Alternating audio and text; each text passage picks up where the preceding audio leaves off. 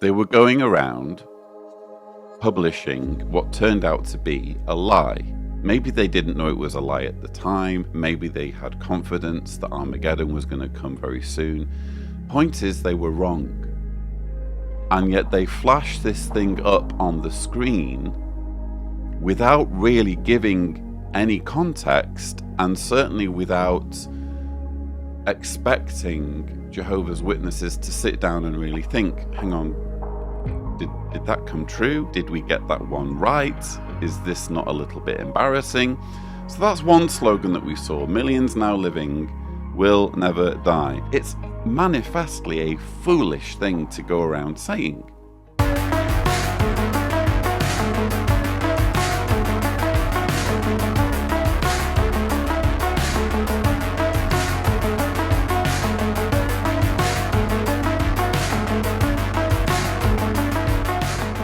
Hello there, I'm Lloyd Evans. Welcome to The Attic. In today's video, I will be sharing my thoughts on the February 2025 JW broadcasting episode, which is hosted by governing body helper Gary Breaux.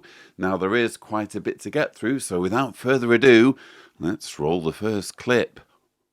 Jehovah gave these prophetic instructions to his kingly son before the great battle in heaven. Strap your sword on your side, O mighty one, in your dignity and your splendor, and in your splendor go on to victory. Ride in the cause of truth and humility and righteousness. These verses describe Jesus Christ as a king, riding in battle to defend truth, humility, and righteousness. The greatest truth he defends is the sanctification of Jehovah's great name. In connection with righteousness, he supports Jehovah's standards of right and wrong. And in the case of humility, he restores it to its rightful place among all intelligent creation. Jesus has already reaffirmed these timeless standards in heaven. Soon, he'll do the same for the earth, with a commission to save only those who are humble and obedient. Our developing and displaying humility, then, is essential to our survival. Essential to our survival. Thank you very much, Gary Breaux. So yes, this is, again, the February 2025 JW broadcasting episode. And almost straight away at the beginning, we're getting a doomsday message of obey us or die. Because that's what Gary Breaux's just been talking about, the fact that when Jesus returns at Armageddon, he's going to be interested in eliminating from the earth all who are not obedient or all who are lacking in humility. Apparently, the punishment, a worthy punishment for anybody who is not obedient, not just to any specific thing, but just in general. If you're just a troublemaker, you're a disobedient person, it's the death penalty. I personally think that death and murder is worse than being a, quote, disobedient person or someone who is lacking in humility. I think, again, the punishment far exceeds the supposed crime. But this is a talk that Gary Breaux is using to push this message of a need to be compliant, a need to be humble and subservient. And that's what this is really about. He's not so much talking about Armageddon in this talk. He's just kind of wandered onto that track in the words that we've just heard. But as you're going to see as this JW broadcasting episode unfolds, really this is more about Jehovah's Witnesses knowing their place and being humble. Humility promotes cooperation, not competition. Humble people see others as resources and contributors, not rivals. Consider a single musician. By himself, he can generally only produce the sound from one instrument. However, as a member of an orchestra, the entire music performance is enriched. A humble musician finds contentment in collaboration, even if that places him in the background. He doesn't aspire to receive all the attention of a solo performance or to play so loud he drowns out his fellow performers. One translation renders humility at Philippians 2, verse 3, to be self-effacing. This means to make ourselves inconspicuous, working in the background and avoiding the limelight. That's like a photographer who takes portraits of others instead of himself. And as he focuses on others, the photographer endeavors to capture their features in the best light so that they look their best. The same principle applies to our sacred service. In all aspects of our worship, let's remember that we're part of Jehovah's team. By all of us humbly cooperating together, we'll be useful to Jehovah in accomplishing his will. So Jehovah's Witnesses are here being told to be inconspicuous, to be self-effacing. Don't go looking for the limelight. View others as, a resource, something that you should be supportive of, rather than trying to be at the forefront. It may sound completely innocuous and nothing unusual here, but in the context of a recent governing body update video, I found these words very interesting because I think the organization has a problem. And just for context, I think it's obvious, at least to me, that Gary Breaux is speaking here at some point last year, probably around the summer or late summer of 2024, because that's kind of how long it takes to put these JW broadcasting episodes together. And also, you'll notice when he's presenting, he is beardless, whereas when he makes an appearance during the annual meeting, he is with a beard. So I think what we're watching is at least a few months old. It seems for some time the organization has had a beef with individual Jehovah's Witnesses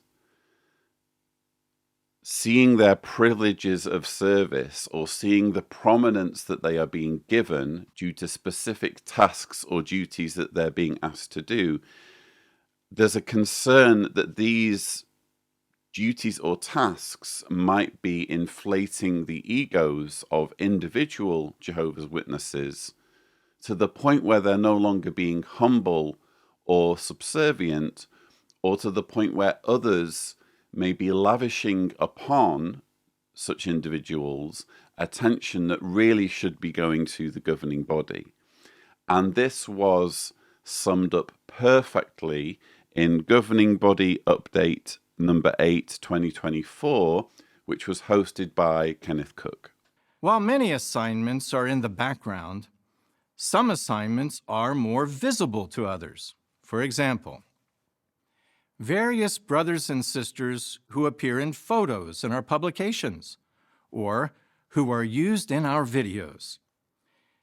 In recent years, our organization has produced hundreds of videos, including full-length dramas. Many from around the world have appeared in our videos. In some cases, a brother or sister has been interviewed or has told an experience from their own life. In other cases, they may have portrayed a Bible character or even a modern-day character. It could be that you know someone in your local area who's had this privilege. But here's an important question.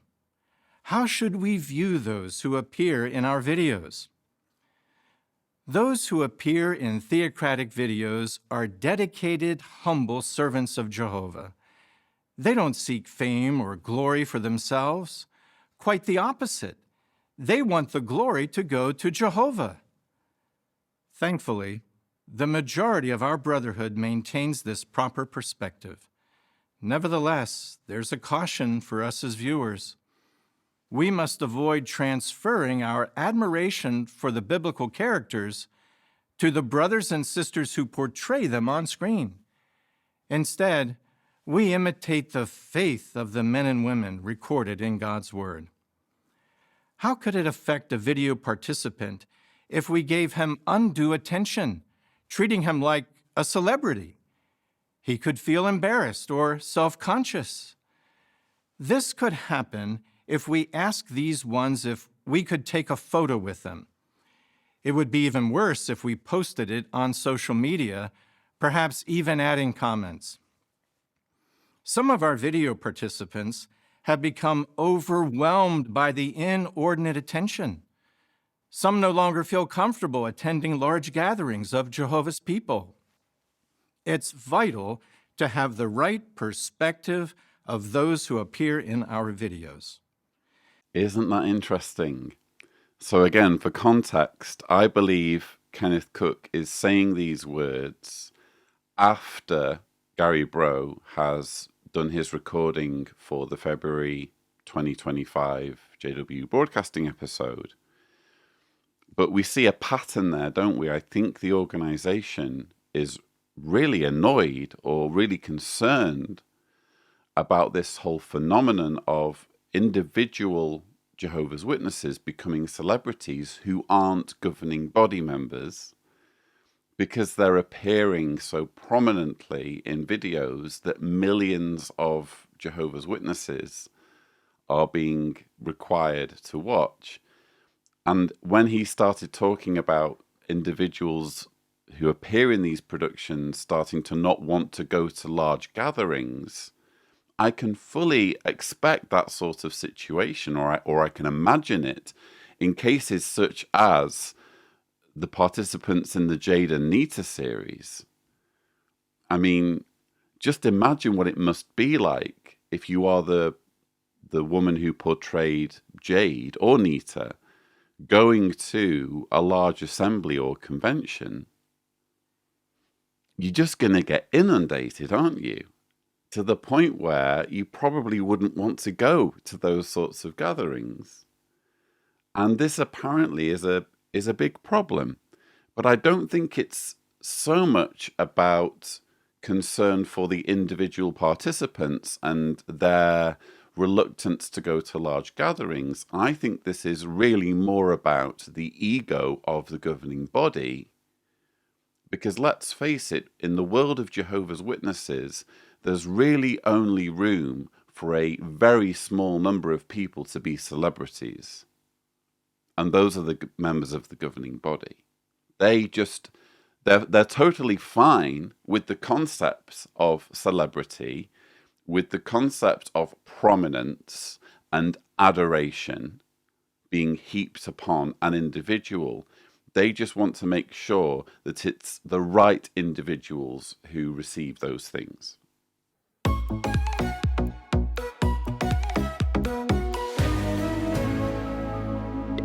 In what ways have you seen people treat others who are different from them? When I was at school, a common viewpoint of my schoolmates was that you should be accepting of whatever lifestyle someone chooses to lead. Teachers would encourage us to support those with different sexual orientations. On social media, it was very common to see extreme viewpoints about different lifestyles. I often saw comments attacking others for their lifestyles. I remember that some classmates would say to me, "Don't Jehovah's Witnesses hate gay people?" It seemed like many students assumed that we must have an extreme viewpoint and that we would completely reject those who don't conform to our beliefs. What helped you get the Bible's viewpoint? My parents always helped me to have a balanced viewpoint. As I was growing up, they helped me understand that even though we completely reject certain conduct, we don't hate the person who practices it. I learned a lot from my mom's example. She used to work at a beauty salon, and I saw how she was always kind to others she worked with, regardless of their sexual orientation. I love the scripture at Matthew 5:45, where it says that Jehovah makes the sun shine and the rain fall on all people. This is an expression of his love, to provide what each person needs, no matter who they are. I mean, if Jehovah, the Almighty God, is kind, good, and respectful toward all, why shouldn't I be? And that would include those whose conduct I don't agree with. Jehovah has given us the best way to show our love for our neighbor by helping them to come to know him. What has been the outcome of applying Bible principles? At my previous job, I worked at a hotel where there was a waiter who was gay. Some of his coworkers would treat him poorly. So I made sure I didn't join in with them and treated him like I would anyone else. One day, the waiter came up to me and thanked me for being different from the others in the way I treated him. Even some of the other waiters asked me why I was like that. This opened up the opportunity to explain that I try to apply Bible principles in my life, including how I treat others. When I think about the way that Jehovah treats people and how he gives everyone a chance to learn about him, I'm drawn to him even more.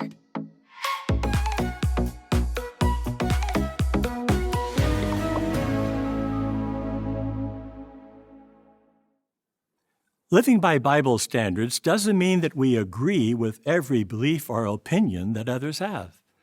It does mean treating everyone with dignity and respect, regardless of the choices they make.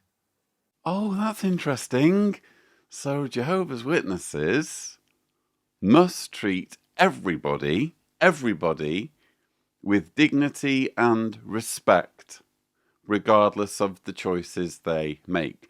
So I guess my question to any of you watching who are ex-Jehovah's Witnesses, who are perhaps being shunned by your family because of your conscientious choice to leave a religion that you don't consider to be true, my question would be, do you feel that you're being treated with dignity and respect by your family members who are shunning you, by the people that you grew up with in your local congregation who are shunning you, who are ghosting you when they pass you in the supermarket? Is that treating someone with dignity and respect? Quite hypocritical, those summary words there by Gary Breaux.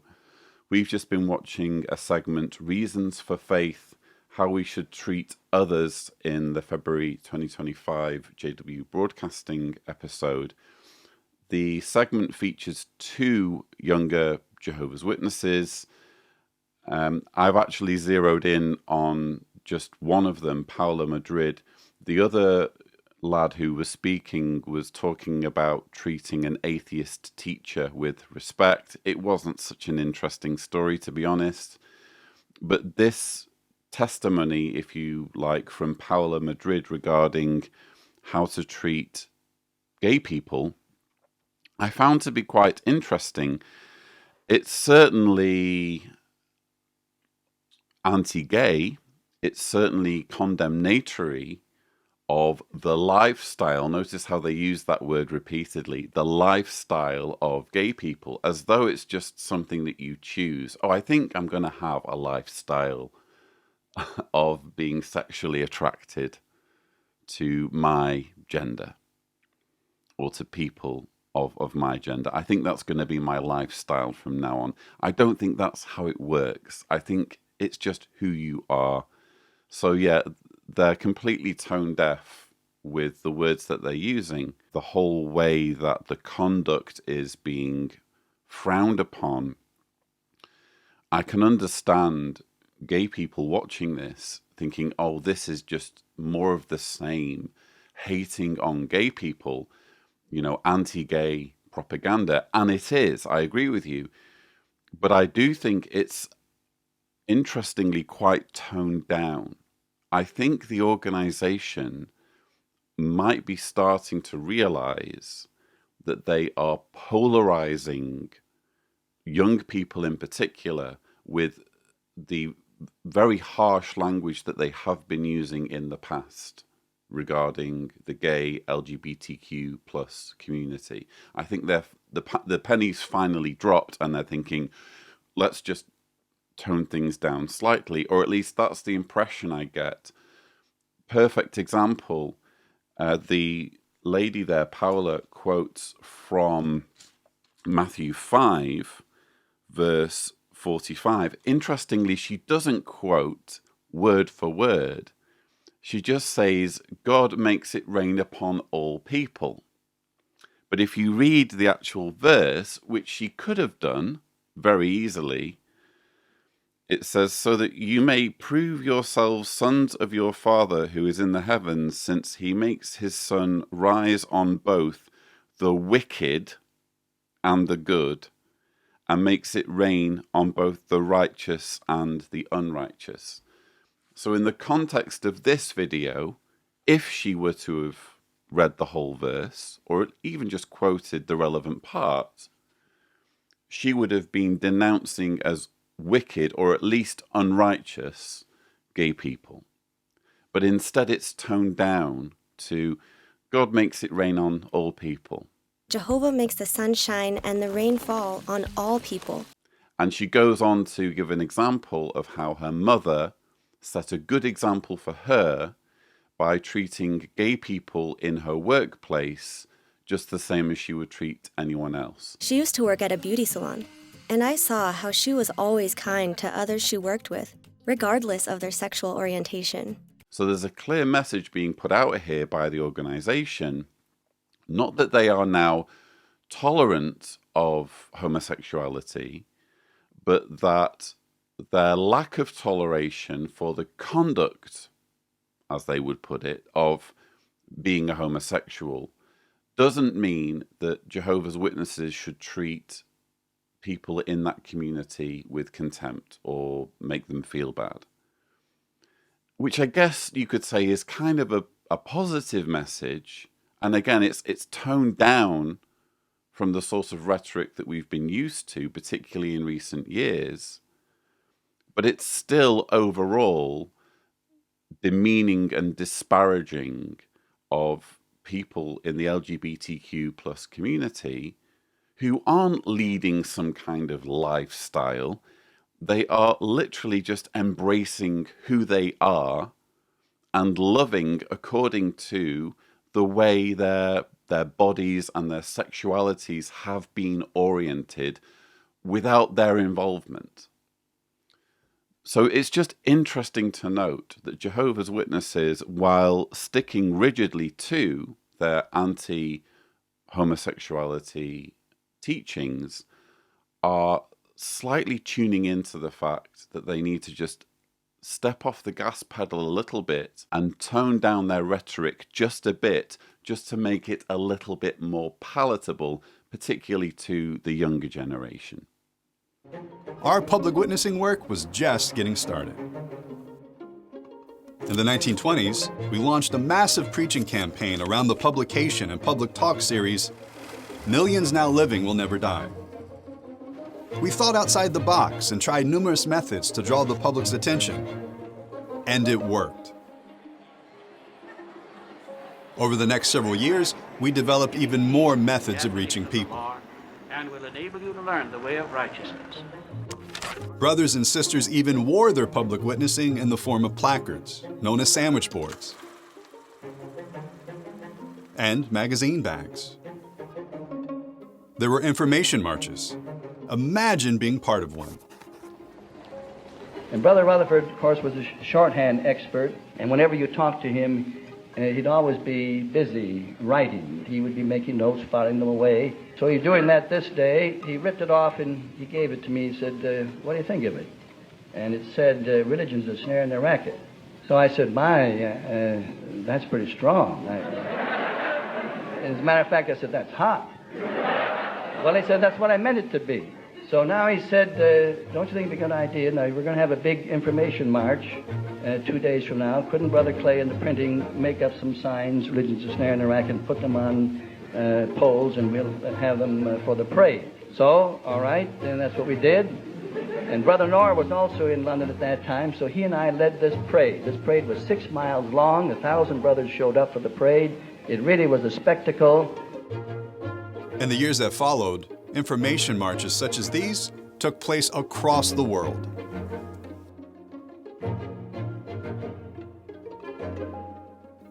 In January of 1940, The Informant announced the beginning of magazine street work, with a focus on working the busiest parts of cities. After that, many became familiar with Jehovah's Witnesses by seeing us offering magazines on streets all over the world. However, not everyone appreciated our efforts.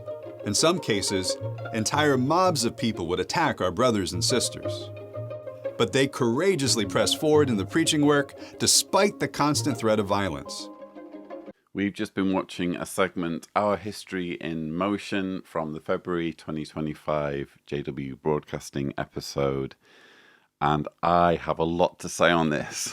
So this is all about public witnessing, and it's making the argument that public witnessing, as done today by Jehovah's Witnesses with their literature carts, really, the history goes all the way back into the 20th century, and some of the placards and slogans and marches that Jehovah's Witnesses participated in. Of course, the problem Jehovah's Witnesses have when they point people towards their history is that they either need to completely misrepresent it to make it more palatable and to cover over the fact that it's a human organization that's been just making things up as it goes along, or they need to mention certain things and just gloss over them in hopes that no one's going to notice. And I think what we've seen in this particular episode is an example of the latter. They did show you what should be some reasons for doubting the Jehovah's Witness claim that they are being used by God. They did show them, they are there.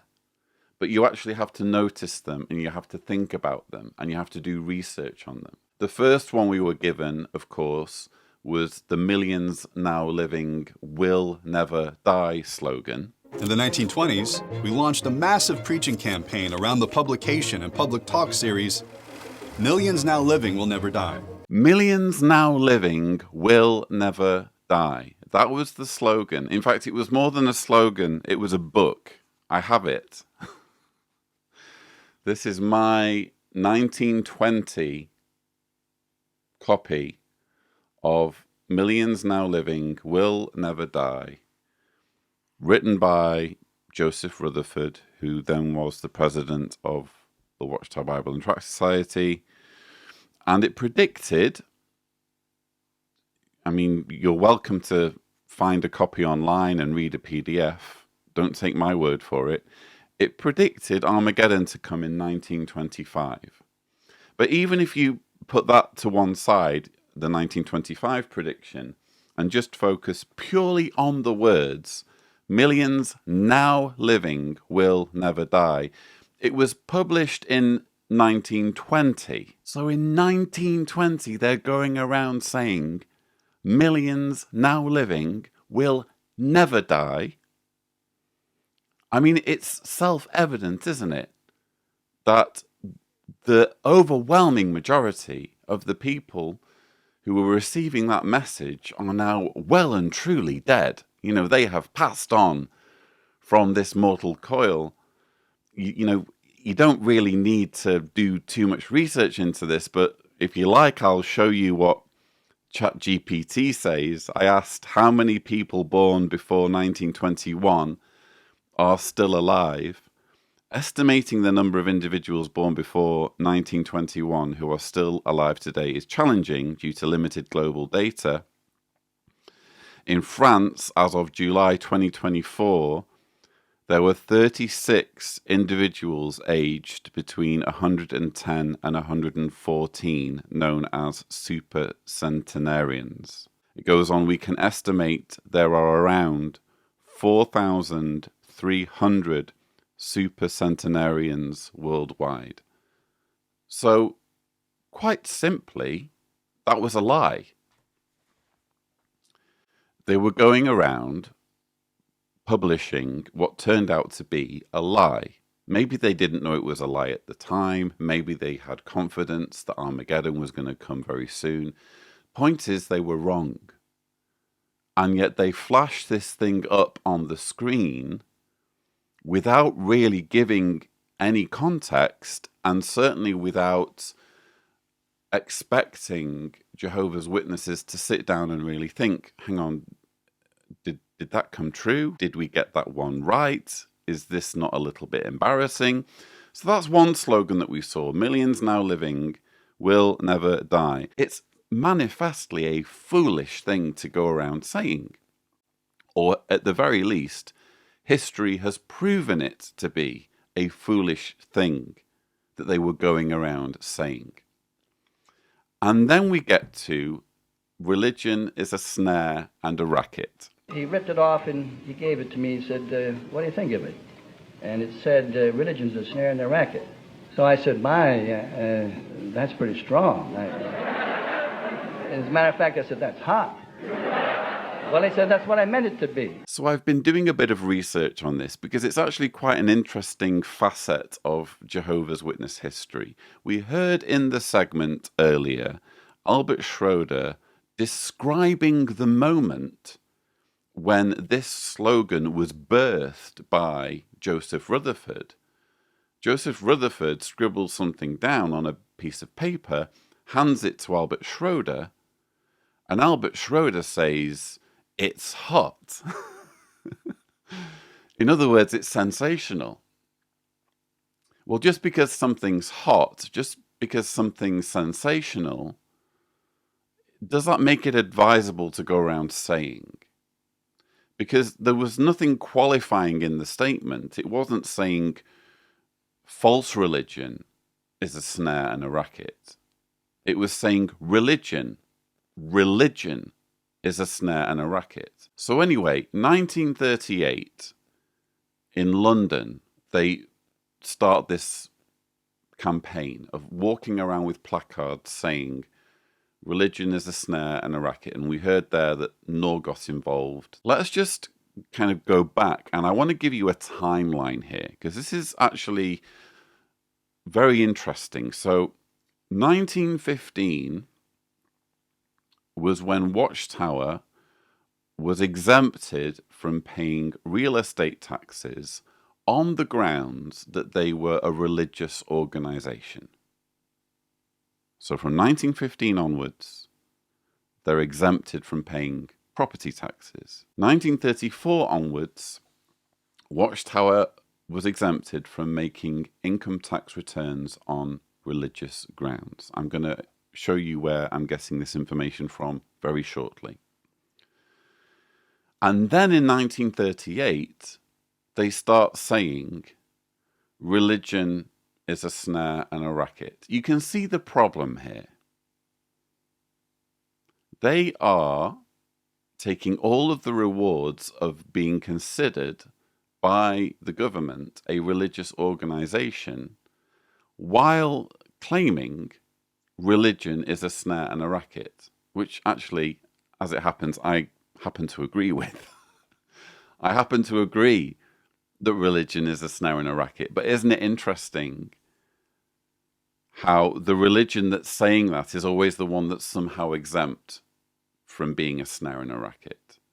So in their minds, it doesn't apply to them. It only applies to all other religions. Anyway, 1940, so 2 years on from the march in London, Rutherford releases this book, Religion. And this was basically the book that he decided to write to back up these marches, this slogan that he'd come up with in 1938. I'm going to read to you from page 46 of the book. Religion has long been the chief means of inducing men to yield to the influence of other men. The religious person fears the pastor, clergyman, or leader of his religious system, and hence he yields to the instruction of such men. and in this way the demons entrap the unsuspecting ones. A person fears that he will not receive the approval of men, particularly the religious leaders, and thus he is led into the snare of the enemy. And then later on, he writes, Christianity and religion are two separate and distinct things, and the two are in complete opposition to each other. Those who practice religion are numerous. Those who truly are Christians are few. It will be found that the religionists are under the influence and power of the demons, whether they know it or not.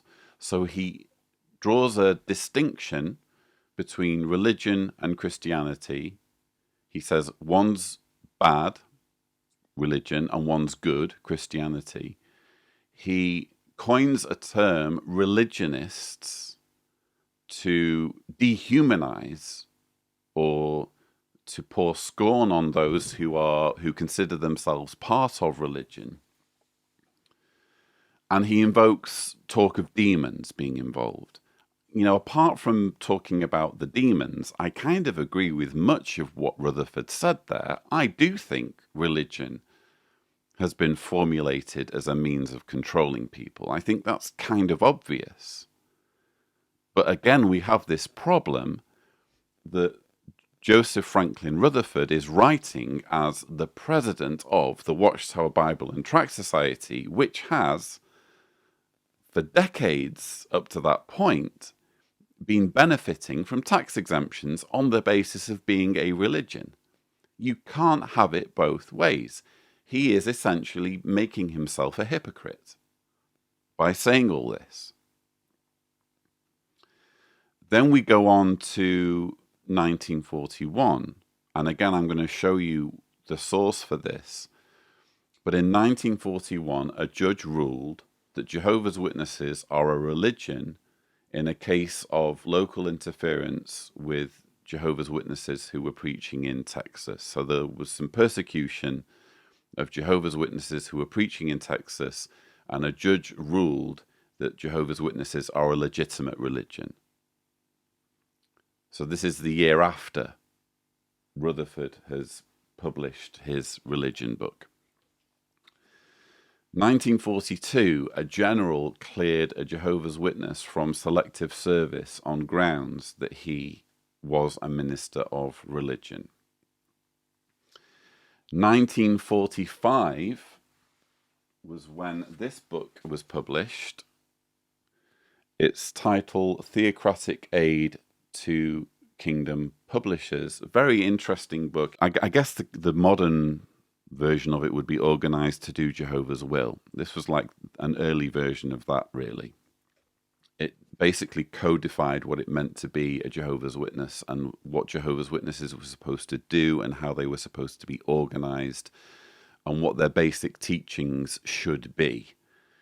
And on page 284, again, 1945, it said, religion is the doing of anything that is contrary to Jehovah's will. Doubtless that definition will sound very strange to ears attuned to religious Christendom's ways. Notwithstanding, the lessons in this section pile up powerful evidence against religion by reviewing its history. Its history is one of bloodshed and oppression, of divisions and strives within itself, and of venomous hatred and persecution of Jehovah's true servants. Moreover, its departure from and opposition toward God's word, the Bible, is clearly revealed in the indisputable facts unveiled. But in the end, Jehovah God will be fully vindicated over religion, and in that glorious work of righteousness, zealous and trained kingdom publishers on earth will share. So really the organization is talking out of both sides of its mouth.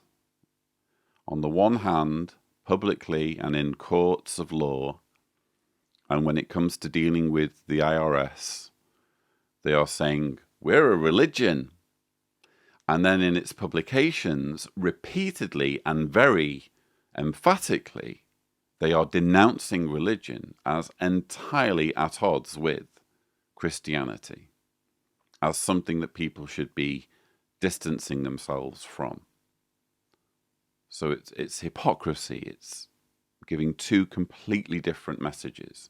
You can't say religion is a snare and a racket when you yourself are identifying yourself as a religion because it benefits you monetarily and in other ways.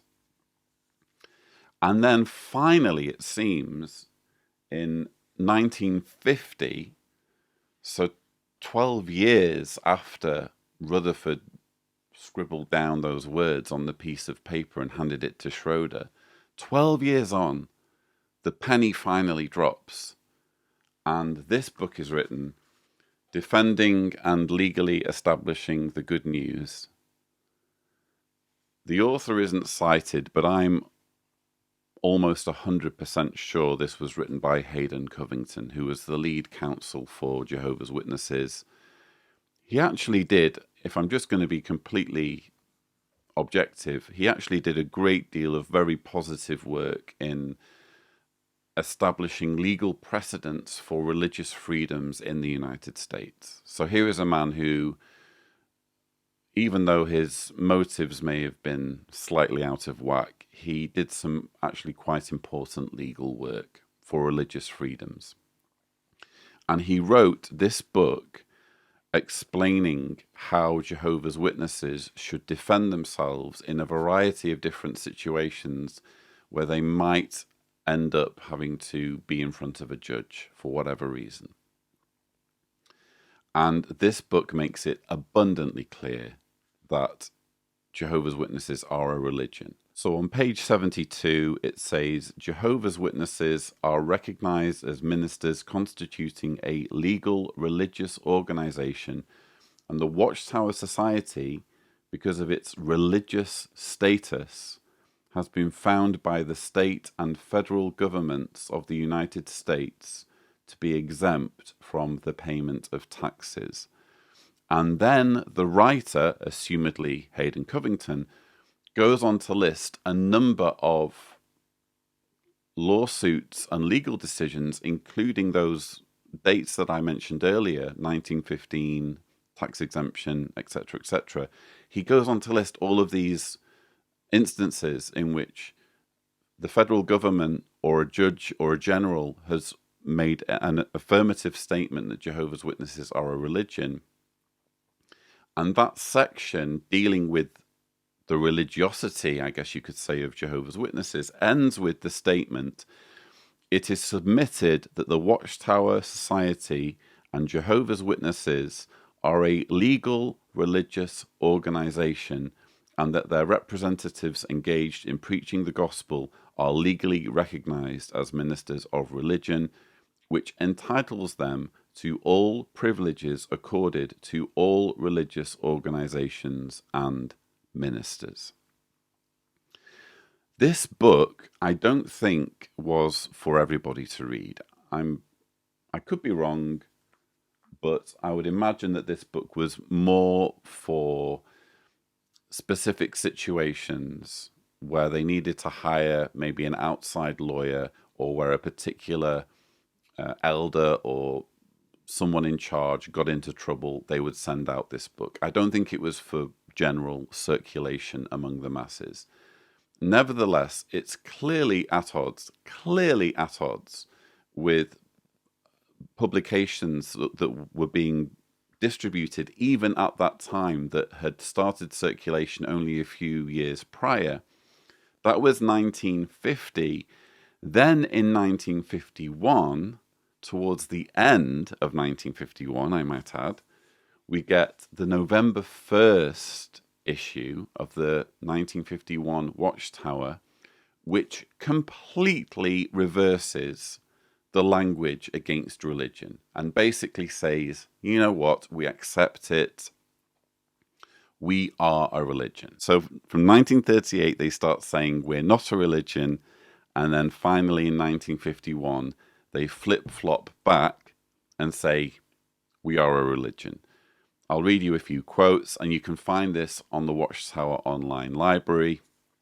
It's actually page 659, again, the November 1st, 1951 Watchtower.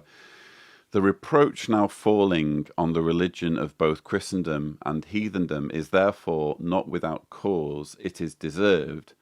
It was with this religion in mind that the slogan was first raised in London, England in 1938. Religion is a snare and a racket. Serve God and Christ the King.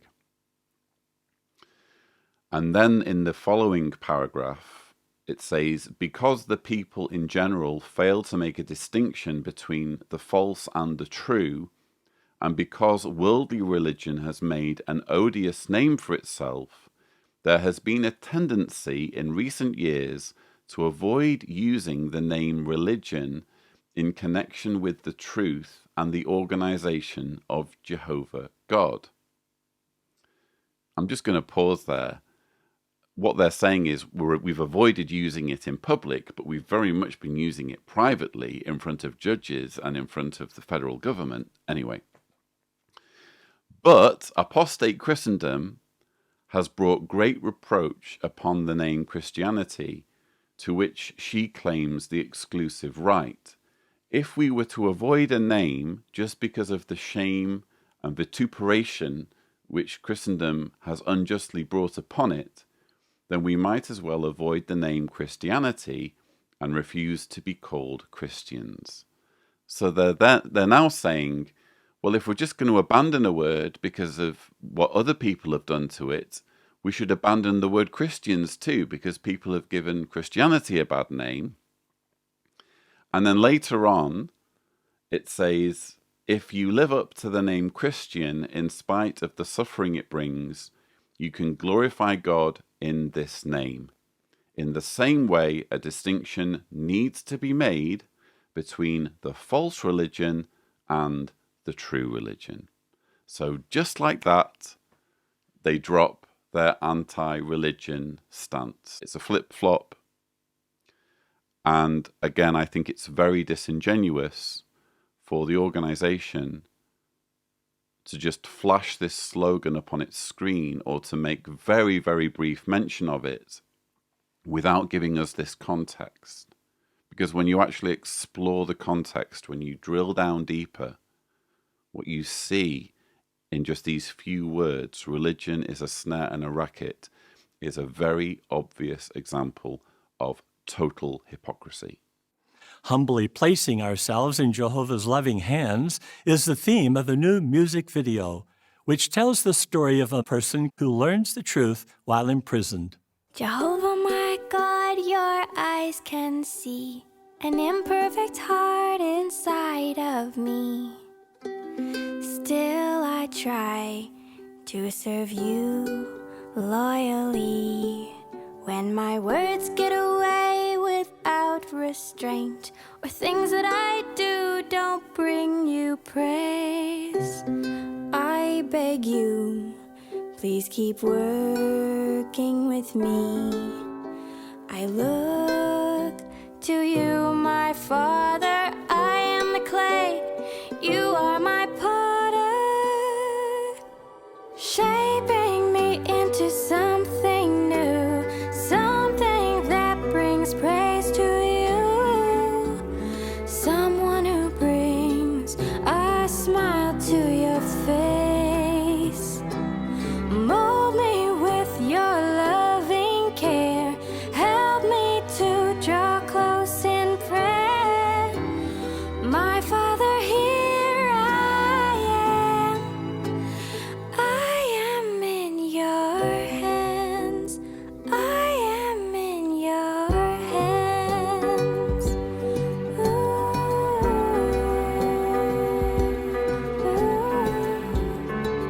So that was the music video from this month's February 2025 JW Broadcasting episode. I've spared you the whole thing because I'm sure some of you will be finding it quite triggering.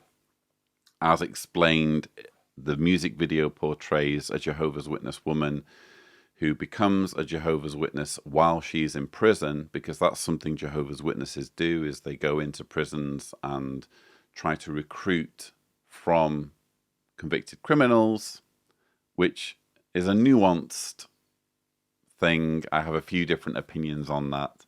But in any case, she becomes a Jehovah's Witness while she's in prison. On her release, she's reunited with her son. And I guess the chilling words in the chorus there, and it's quite a catchy tune. Maybe it's just me. It's kind of an earbug. I've been having that melody in my mind quite a bit since watching it for the first time. She talks about mold me, shape me. I am in your hands.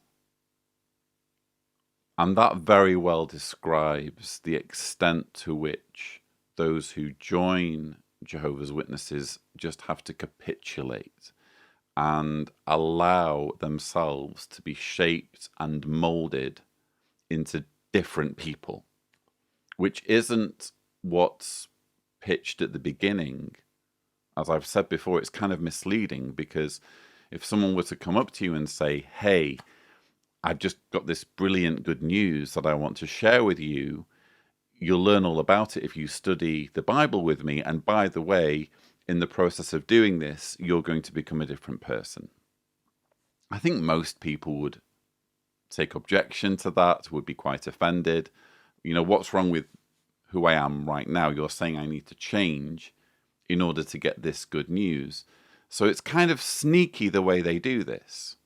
But that's what ultimately it means to become one of Jehovah's Witnesses, is to accept this molding process, this process of taking on a new personality, of changing who you are fundamentally. And going back to this whole thing of preaching in the prisons, it's kind of ironic, isn't it, that this woman starts off in one prison and ends up in another. She's in a literal prison because she's broken the law. Could be, we could just as easily be talking about someone who's abused a child, who's been convicted for doing something like that, or someone who's murdered someone. What matters most to Jehovah's Witnesses is not whether someone is capable of that sort of evil. What matters to Jehovah's Witnesses is whether they are capable of following the governing body. That's all that matters. And as a result of this preaching, this studying that the woman does in the prison, she ends up in a different type of prison, a prison of the mind that's being constructed by Jehovah's Witnesses. Anyway, that's all I have for you. Those were my thoughts on the February 2025 JW Broadcasting episode. I hope you found them helpful. Don't forget that you can watch similar videos by subscribing to the Lloyd Evans channel. But that's it for now. Thank you so much for watching.